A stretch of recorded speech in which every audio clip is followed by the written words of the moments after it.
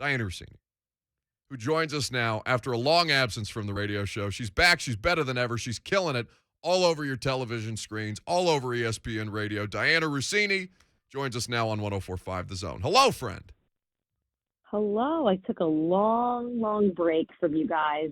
And then sometimes absence makes the heart grow fonder. I missed you. So I'm back now. Now, listen, you took a long break off for a fantastic reason. Your son is among – I don't have kids of my own, Dianna, but every time you post a picture of your baby boy looking at you on television, it is one of the most heartwarming things that I've ever seen. It's incredible. That's very nice of you to say.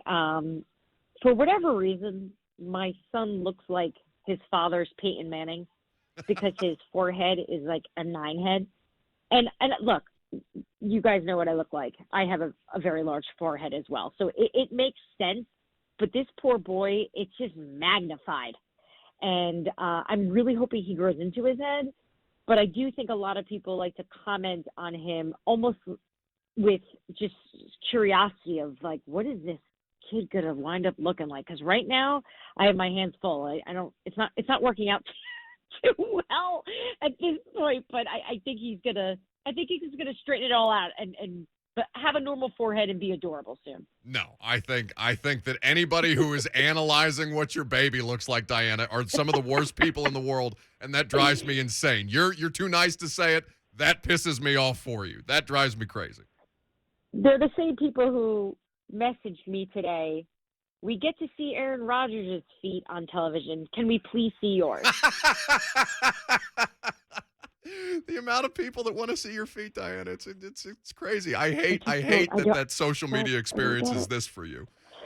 And Buck, you've known me long enough. Like I talk to you about it on the show and as my friend, and I have to have a sense of humor about it. Otherwise, I think it could be very dangerous and it's not healthy. Sure. But I very rarely air it out on social media. I don't really call people out or retweet bad messages. I kind of just assume if I'm going to put my stuff out there, I'm opening myself up to a lot of weirdos and crazy remarks. So, I'm not going to waste my time addressing it. But the other day I had probably the weirdest one, and I put it out there on blast. And I just noticed that the person was suspended because of it. And that wasn't the hope. I just tweeted it out there because it was the oddest message. And I'm not sure if you saw it, but if it's okay, I'd like to share with your listeners.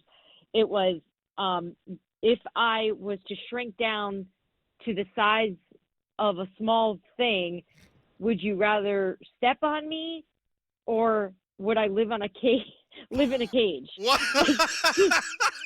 None of it makes sense, but there was actually options. Like, would you rather me live in a cage next to your foot your whole life? Would you rather me eat your feet, or would you rather step on me? And I'm like, what? Oh, so my God. I retweeted. I'm like, I'm going to quit Twitter here. And the best responses I got to it was like, well, what's your answer? I'm like, no, I'm not even going there. Oh, my God. It's terrible. There's a whole black market for feet pics. My girlfriend tried selling her sisters one time just as a joke. But this is a conversation for another day. Dianna Russini of ESPN is our guest. So happy to have her back here on 104.5 The Zone. She's also, outside of the content that she's producing on ESPN and the great work journalistically that she's doing, you need to check out The Diary.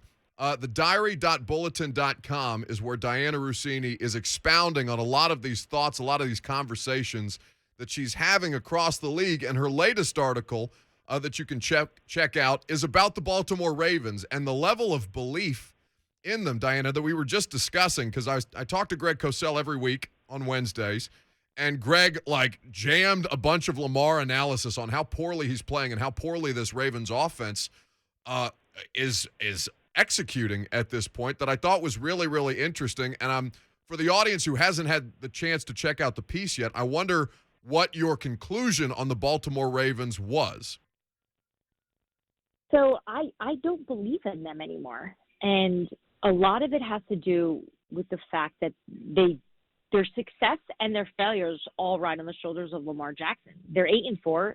They're 8-4 and have won 8 games because of Lamar, and they've lost 4 games because of Lamar. And I wrote about how I just feel like it's a double-edged sword with him because he's so exceptional and he does things that nobody else in the league can do. But right now it seems that he's having a really tough time with his decision-making, picking up the blitz. Teams are figuring out how to do it. And look, we should preface this. They're dealing with significant injuries. Their 2 top corners are out. Their left tackle is out. Every running back is out that they thought they were going to have this season. So a lot of it is on him. And I think he's pressing. I think he knows this. He knows that it's up to him to get this team through it so they can win and get through the playoffs. But the problem with anything in life, when you push and you press, you're gonna make mistakes, and that's where we've seen the issues with the interceptions over the last few weeks because he is pressing too much. They'll be the Ravens in Cleveland this weekend, which of course is where Dianna is going to be. She's always on the sidelines doing great work with the biggest games in the NFL, and certainly this Browns-Ravens game in Cleveland is going to be interesting with the Browns kind of teetering on the precipice and the Ravens trying to figure out their way exactly, which is basically where I'm at with the local professional football team, Dianna. I don't know what I'm watching. I don't know if they're even still the Titans at this point. I think the bye week is going to do as much as humanly possible to heal all these bodies up, but I am less entrenched in my belief in them because of through no fault of their own. I think they're just running out of bodies, and I don't know what to make of them at this point. Yeah, it's interesting. Today on Get Up on ESPN, we were ranking the top AFC teams, and Bart Scott went first, and he had the Titans at number 3. And, go back 4 weeks ago, I was the one leading the train on the show that they were the 3rd best team, if not the 2nd best team in the AFC. And when I was watching Bart do it, I was like, oh, yeah, I guess the Titans. No. Like, that's how much it's changed. Yeah. Because they're not the same team anymore. And while, look, the game against New England, it got ugly, I still don't think that reflected the reality of what actually happened. The injuries are always going to be their biggest issue. There was a time when I looked down, I had to pull up the roster sheet just to see who the player was. That's how bad it was getting. And that's going to be their challenge going forward. But the best news that I'm seeing, and I wasn't at practice like you were, but it looks like health is going to be on the side of this team. With Julio back, AJ, Derrick Henry, there's optimism that he could be back, in January. Think about how different this team is with Derrick Henry. And that's that's the piece they need.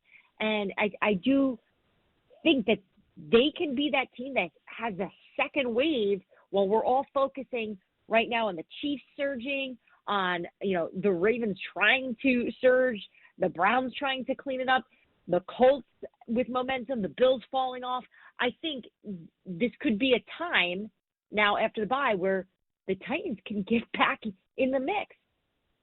It's not a bad position that they have to get back in the mix. They're still the 2 seed in the AFC, but as we all know from watching the AFC right now, that doesn't necessarily mean anything at this point, where the Jags are finding ways to beat the Bills on defense, and of course the Titans have lost to the Houston Texans, who appear to be the worst team in professional football. But that question of health, Dianna, and that's been the theme here locally. I've heard a lot internally that they are, in fact, as you stated, optimistic about Derrick Henry's return. January has been put out there a couple of times, but it sounds like that's been your observances as well from the people that you've had conversations with. Yeah, I definitely would say that, optimistic attitude is the best way to describe it. This going back to closer to when Derrick originally injured it, or at least got the surgery to fix the problem. I don't think anybody listening here who's a Titans fan doubts Derrick Henry's will and effort he's going to put in to the rehab process to get back out on the field. And I think it's going to be one of those situations where, I think anytime we talk timeline, it's always hard because it's medical. You never know what setbacks are going to happen. But if there's any player, I think right now who's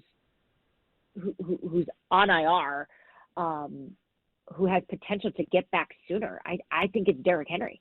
And, the doctors and medical professionals are all saying that this type of injury takes, 6 to 8 weeks from it. And you do the math and it makes sense as it falls in January. But I think that this organization feels it's going to be on the early side of it rather than the later. Dianna Russini of ESPN is our guest here on 104.5 The Zone. You can also check out the diary, the great work that she's doing in a written format this season on a lot of what she hears in the NFL, a lot of different people that she talks to. The diary.bulletin.com. Why did you want to start writing again, out of curiosity? Well, drop the word again. It's just writing, period. I've been a reporter my whole life, and obviously if you're a reporter, you write. But nothing I ever write is published. I say it on television, right? So, yeah, sure. I never really had an opportunity to. Essentially, it's really just blogging, and I cover so much football, and I get to do so much radio and television that I realize there's still so much more I want to share. And I do have so many thoughts after games, and just with my schedule and the way things go, I don't have time to always do TV. So why not try a different avenue? And I've really enjoyed it. It's challenging. It's different for me. And the feedback so far has been okay, with an exception of the feet request. I hope if you like football, you don't mind it. And, I throw in some personal stuff too. I'm pretty fearless when it comes to sharing some wild things in my life. So it's been a cool way to just be out there and share with the world what my life is like.